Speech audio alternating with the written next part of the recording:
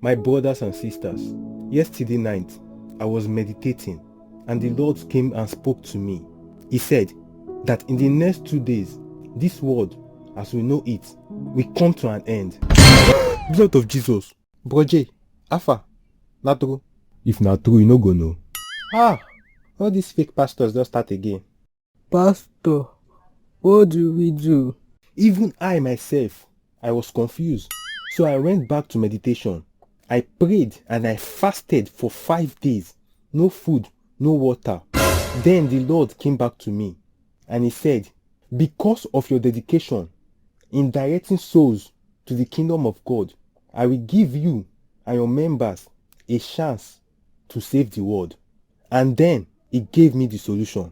But before I share this solution, offering time. Calm down. No dey watch. Broje, they see what smile you do, abi? They see what smile you do. Before I tell you what the solution is, I want to remind every one of us here a scripture in the Bible. It said, it is easy for a big camel to go through the eyes of a needle than a rich man to go into the kingdom of God. That said, in order for us to save the world, the Lord said, I repeat, the Lord said that everyone in this church must sow a very big seed, not to the church, but to a person, anyone of your choice in this church. And we need to do it within the next 10 minutes. But there is a catch. The Lord said, whosoever person's life you want to sow a seed into, that person must be very close to God, very holy, like our brother John here.